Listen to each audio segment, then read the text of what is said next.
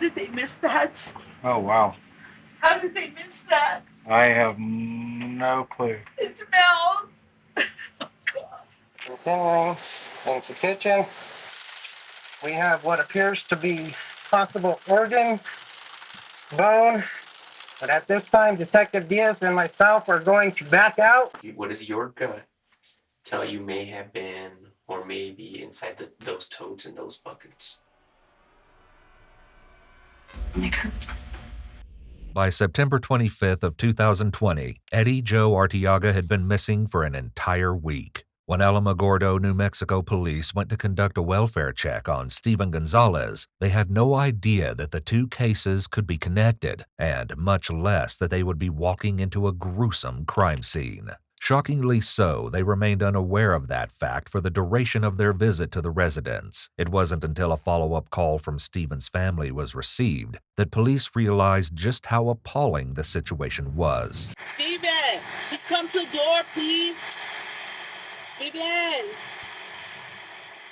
everything will be okay. Steven, Steven.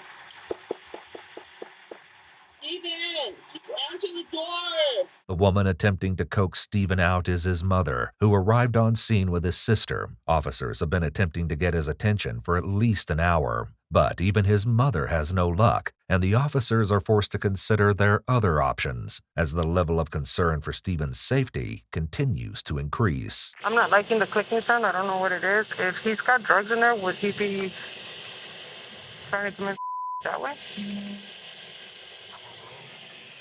Because he kept saying, whoever he was talking to, he kept telling them, just remember this.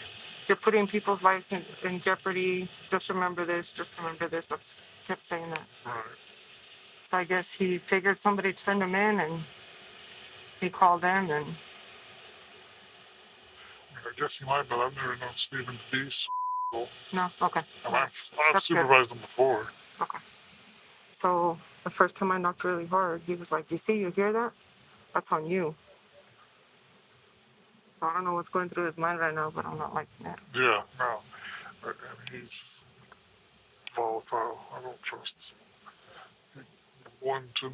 He's got, seriously got brain damage anyways, but he's volatile. The details of Steven's potential brain injury have remained confidential, but based on comments his family will later make, it's clear that he has a history of both behavioral and health issues. For now, though, the focus remains on trying to make contact with Steven in a way that keeps everyone safe, but the officers don't know that they're already far too late for that. Hey, Steven! Steven, adult probation just wants to talk to you. You need to come to the door, though. Right now, it's not about arresting you, it's about talking to you.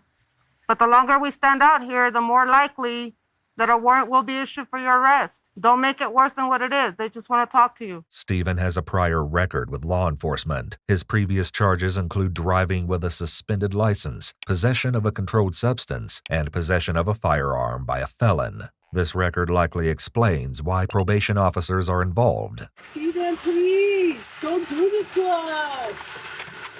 Don't do it to yourself. He's right there, careful.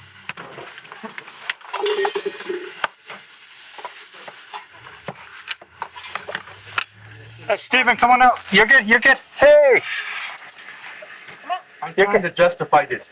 And I can't reach him. Look at how much smoke that. Look, I'm not. You're good. You're good. You're good. Officer safety is paramount in these types of situations, and it's good practice to stand to the side of a door when making entry in case the person inside decides to go on the offensive. However, safety concerns quickly go downhill once officers get inside. You're good. You're good. Steven, can you talk to me? Oh, yes, sir.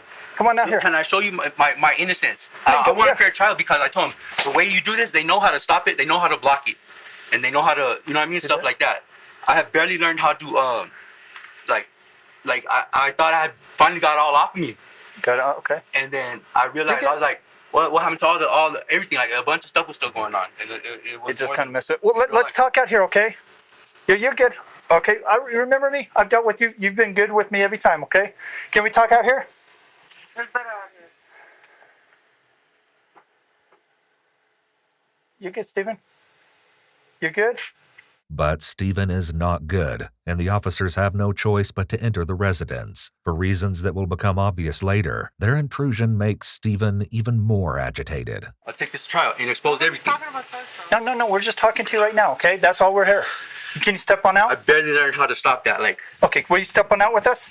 I look like You're good. No, we're not worried about that, okay? like this, man. That's fine. In case you didn't catch that, Steven just told his probation officer that he usually doesn't smoke meth like this. Glass pipe still in hand, surrounded by smoke, which is not a great way to avoid being arrested. Even though Steven hasn't been read his rights at this point, this statement would likely be admissible in court. Steven made his statement without being asked any questions, which categorizes his statement as spontaneous utterance. Additionally, no one requests that Steven sets the pipe down to ensure the safety of everyone on the scene. It would be in the best interest of the officers to quickly remove all items from his hands and pockets, then clear the rest of the residence. Another concern is that there is a civilian on scene. Steven's mother has not been escorted out or separated from the officers. It would not be uncommon for the civilian to join in and help Steven if it ever came to a fight, which poses yet another safety risk to the officers. Okay, is anybody else in the house? She kept on interrupting me. You're good. Like, can we step out? Hey, no, I want to justify my stuff. Stop. Before you forget and you think I'm crazy, sir. Please. Steven, I'm not Let's thinking open you're the door, crazy. sir. I don't think you're crazy.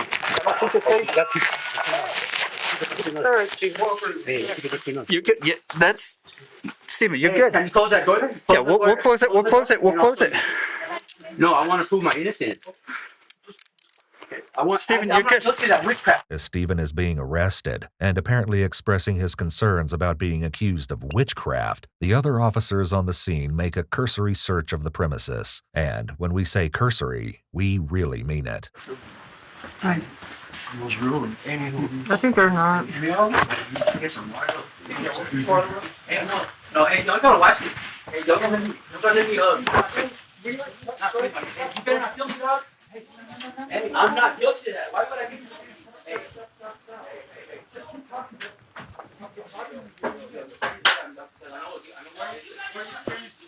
While searching the master bedroom, the flashlight beam skims right past what appears to be a hacksaw before continuing on. In addition to the oversight, it's concerning that the officers don't announce that they're the police as they proceed into the trailer and make no commands for others in the residence to make themselves known and come out with their hands up. This is a very good way for the officer to get shot. If such an altercation were to occur, the homeowner could just say, "This guy just walked into my bedroom holding a gun and I shot him." In many states, the homeowner would be deemed justified.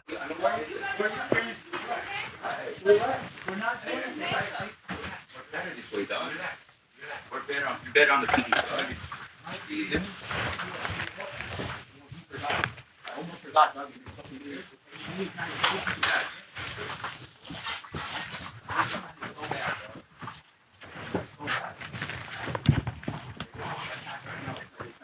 Pittsburgh.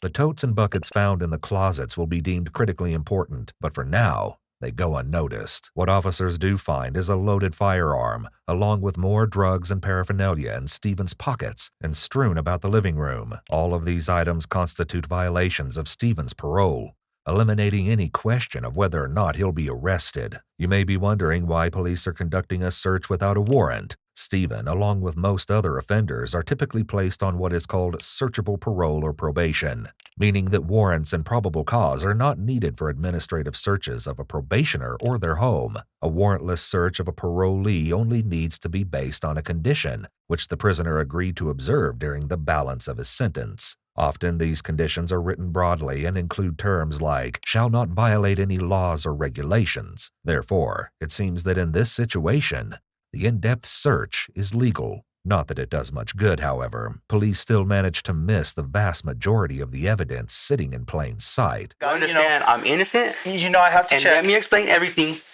My cousin has a history. Do not blame. I could explain for everything. I know they did some Steven, drink some water stuff when I first. first got into this. Drink some water first. And I wanted to kill them, like with a passion. That's why I did not want to risk my life and let that happen again. Okay. Well, I'm glad you did it. And the stuff that you're gonna find in here, you're gonna think I'm looking very guilty. I'm just explaining. You know what I mean? So like, you know, like people were going So, around with their who own else eyes. do you My think? bad. My bad. Excuse me. If not you, who else? Huh? Who else? Let me get some water and I can show you for myself. Polydipsia, or increased thirst, can be a side effect of drug use, perhaps explaining Steven's incessant requests for water throughout the arrest process. However, there is also a common theory that drinking an entire gallon of water before a drug test will allow a person to pass. Though it is possible to get a false negative on such a test, it's usually not this easy. Also of note is the fact that Steven doesn't mention what he's trying to explain. Police probably think he's talking about his obvious drug use, but the truth is far darker. So Jerry, I think you guys are gonna kill me, bro. No. That's the last thing we want. Like, why did they let them bang on the window? You know what I mean? Because Well, they gotta talk to you. All you have to Like, do I is told come them to the only door way and to talk find to the him. truth about is if you guys calm down. And she kept banging, banging. I said, calm down, bang, bang, bang. And then they were running all over the place. And I was like, I'm not gonna risk my life in all these lives. Can you shut the door so I could show you?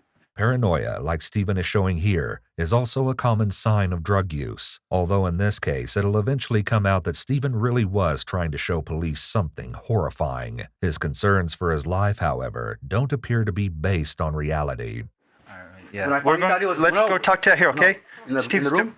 Steven, Privately out here. No, I have to show you because I am not. Okay, talk. Bro. Come on, Steven. You're good. Let's just talk out here, okay? While police are doing a good job de-escalating the situation, it would serve them best to promptly remove everyone from the scene. They clearly don't want to fight Steven, and for good reason, considering the substances he's on. But the longer they spend at the house, the more potential danger they could face. You won't regret it. I'm sorry. And it sounds so stupid. I have to smoke meth before it gets. I think it's before it gets too far because I barely learned how to. I guess you could say control it. I just want to explain this in court. what is it exactly that you're trying to explain? Because you still haven't said.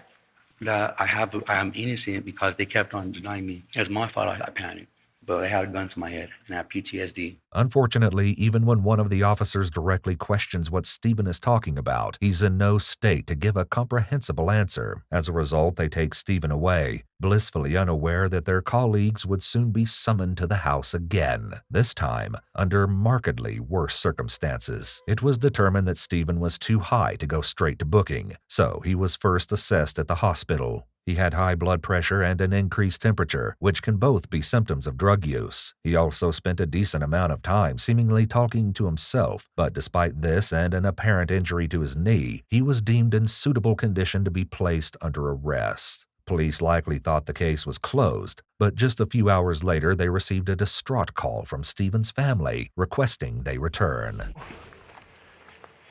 You remember me from earlier? Okay.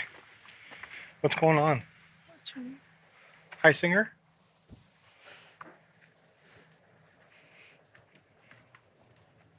Oh, puppy dog.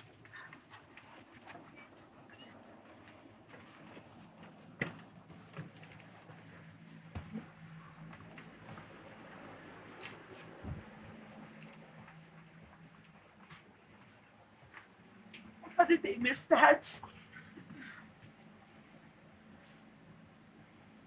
Oh, wow. How did they miss that? I have no clue. I don't know what that is. It smells.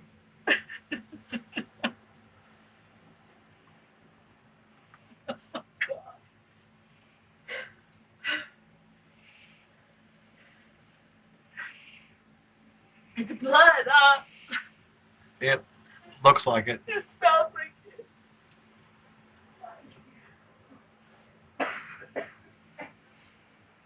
Well, let me call. Oh, you gonna call?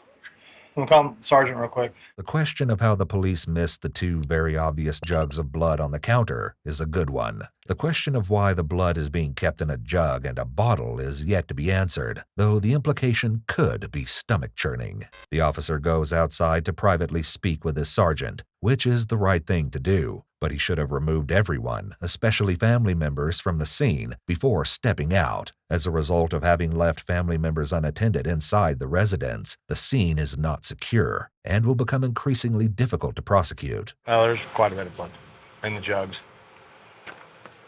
In the jug? Yeah. I don't know what to do. What do you think? Contact Rodney. The missing person, there's a missing person, everything else.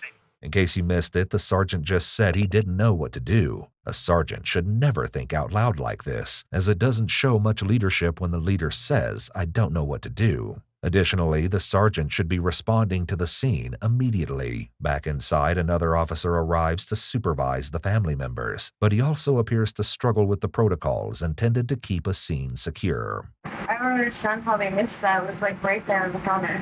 That's where it was sitting the whole time? I looked at it and I was like, this later something here, but maybe he didn't have like, but it doesn't look like it. I can smell it. But it definitely looks like blood to me. Yeah.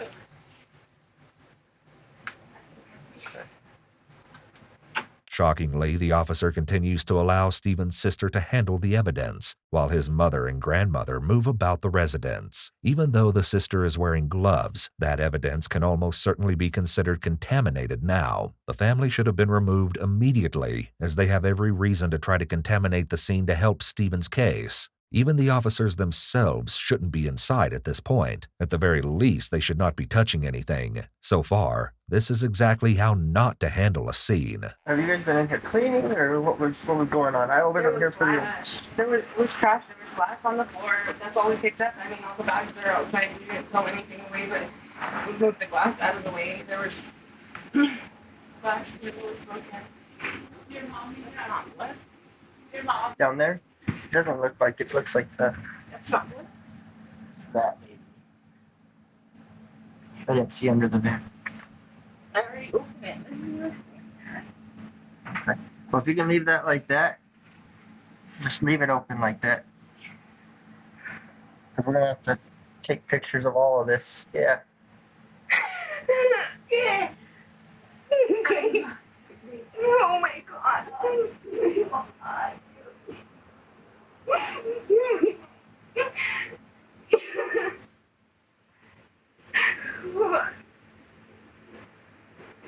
I'm just seeing that right now. I'm seeing that right here.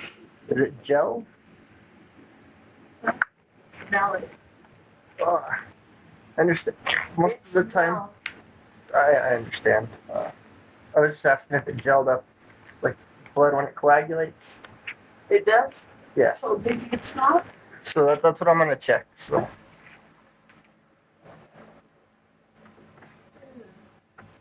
What do you see? It's hard to tell, but it looks like there's some kind of a formed clump in there. Now the officer is actively contaminating evidence himself instead of passively allowing it to happen. DNA and trace evidence have certainly been transferred left and right. A defense attorney would be able to destroy the case in court. But despite the mishandling of the scene and the shock value of what is discovered, semi-coagulated blood in a water bottle is far from the worst thing that will be discovered in Steven's house. Yeah, if that's blood, that's a lot. Yeah. And I started cleaning up a little bit, and I noticed that, and then I just noticed that, and then I could show you something else.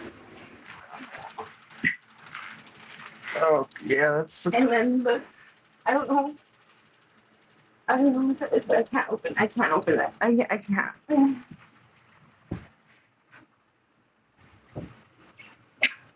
Oh, yeah, let's not touch that, because there's.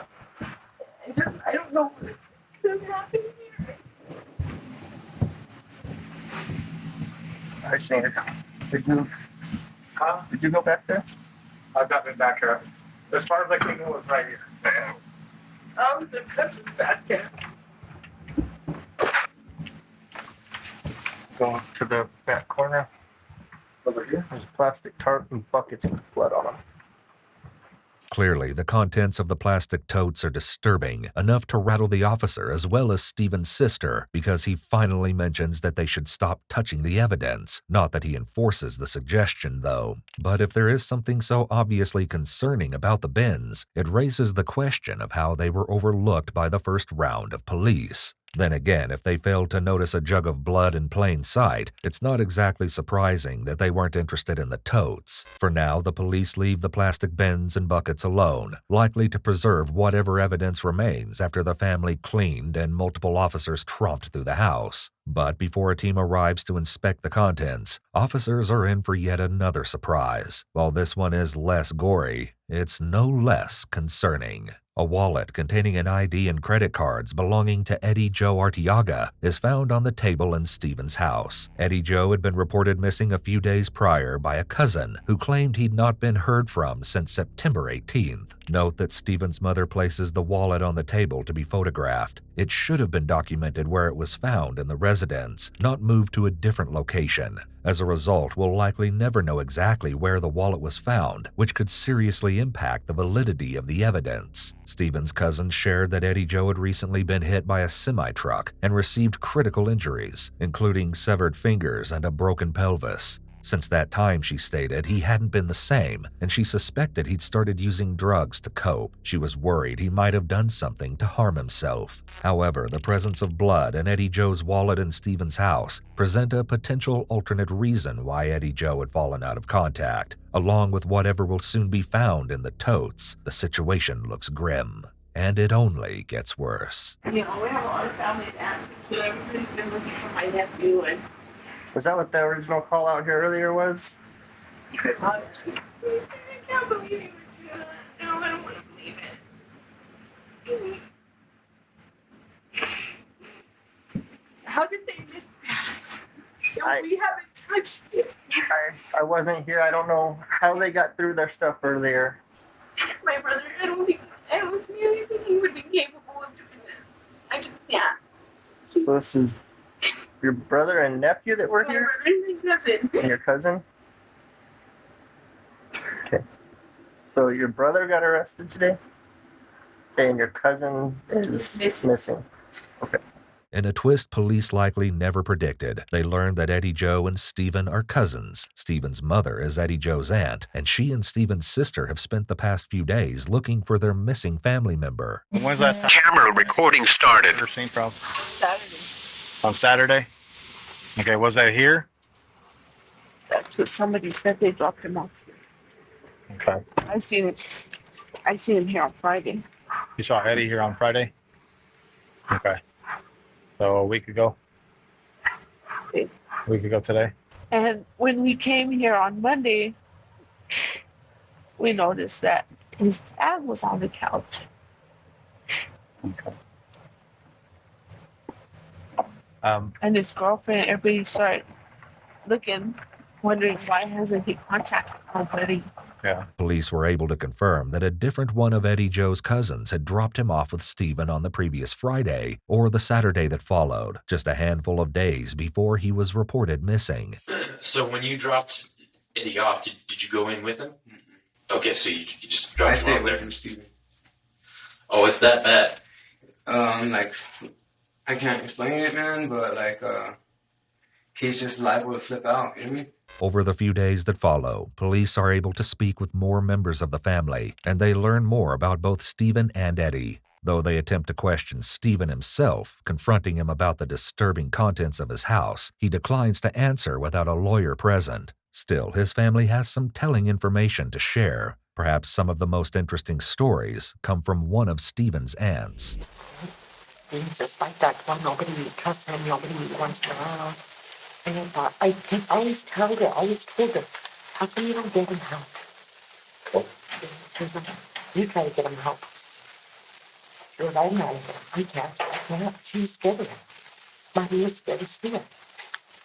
But I used to think, how come you didn't get him help when he was younger? He stabbed his sister in the leg. Steven did? A long time ago. You know, he chased me with the knife a long time ago. You know, there is violence, but ever since then, back then, I would tell her, get him some help. You know, get him some help. He needs help. I don't want to believe Steven killed Eddie Joe, but I wouldn't trust him. If he has. So you don't want to believe it, but on the same term, you have your opinion that Steven could? So, and if they were high, that's even worse. We know for a fact that Steven had recently been high, and if what his aunt is saying is true, perhaps the drugs pushed him over the edge and caused him to do something terrible. His sister is able to provide some additional insight. So you're saying that he's been doing really good, meaning everything has seemed pretty normal, pretty chill, up until the last few weeks? Well, yeah, pretty much, but like, aside from his mental illness. This is what I'm talking about when I say mental illness, okay? Steven, I could take him to the store and he'll go into the store like 3 times to get one thing. And he'll stay there. Like, I even recorded him because I was like, this is so sad, you know? And he's like, oh, I forgot I was in there for toilet paper. And he's like, oh, I need ice. And he stays in the store and he'll just be looking like he can't remember. Like he zones out almost? Yeah. Okay. Like he zones out. And is like, that a recent development, or? It's gotten worse recently to the point where like nobody wants to even give him a ride no more because he takes like one trip to take him to do one, like run one errand will be like your whole afternoon. It's unclear how much of Steven's struggles were a result of drug use or mental illness. The way his sister first describes his symptoms, it sounds like ADHD. However, methamphetamine use literally eats holes in your brain, like dementia, which also fits the symptoms described. It's entirely possible that everything described is related to his ongoing drug use. Lending credence to this theory is the fact that, according to Steven's other sister, getting high only worsened Steven's symptoms. Well, Steven's a good person too, and he's gotten better. But when he's high, I can tell. He starts looking around. He'll hear stuff, and like he'll be like stuff on him, and I can just tell when he's on meth. I just hate drugs. Like, and sometimes Steven would do them and he would be so paranoid, like saying he was possessed. Notably, the behavior Steven's sister describes is very reminiscent of how Steven was acting during his arrest. The officers soon shift the conversation to the subject of her cousin, Eddie Jo. What's your fears? You talked a little bit about it earlier, whenever you were over there by the house. My cousin's dead. Why do you think that?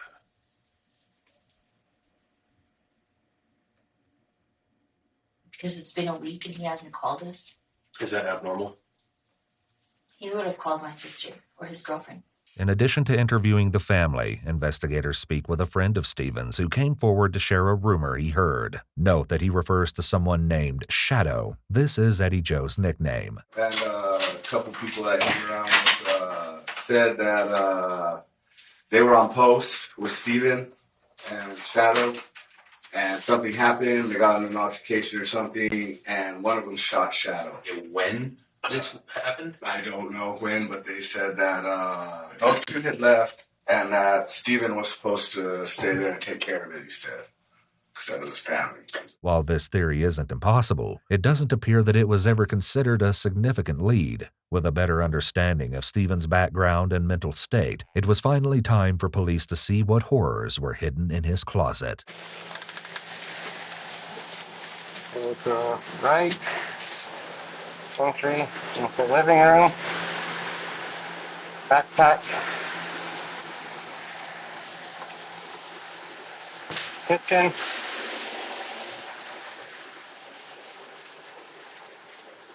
numerous handguns, continuing into kitchen, jug, what appears to be blood. There's the vent. Appears to be blood.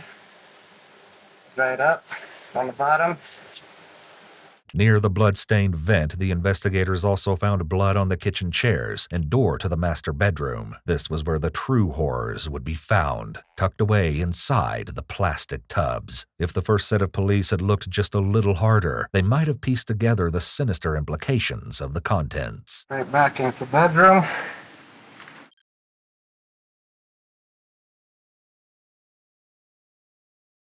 Notepad with black hacksaw.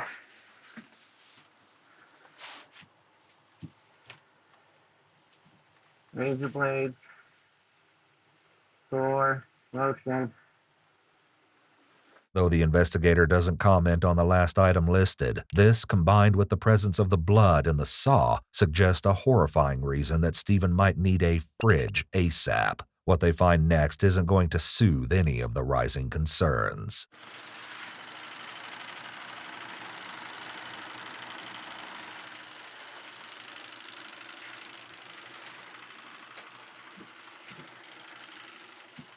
Multiple tubs.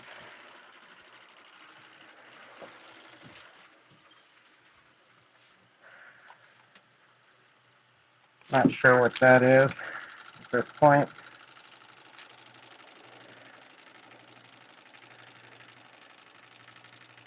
Clothes with what appears to be a bunch of nets, blood, shoes, plastic bag here appears to be some sort of bone, unknown at this time just yet.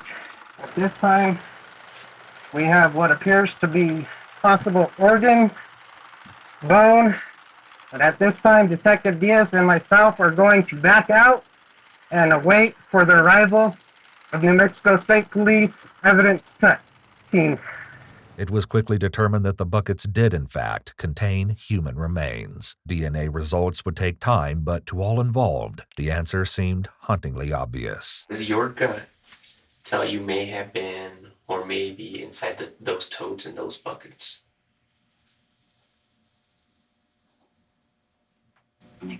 Tragically, she was right. In March of 2023, Steven Gonzalez was found guilty of second-degree murder for killing his cousin Eddie Joe, among other charges. Eddie Joe had been shot once in the head, likely with the gun police discovered in Steven's house, before being dismembered and decapitated. His head was found in one of the 5-gallon buckets, while the rest of his remains were distributed among the plastic totes. Because the murder took place during the peak COVID era, it took nearly 2 years for the case to be closed. Police never did determine a motive, but suspected Steven's history of drug use and paranoia might have been factors.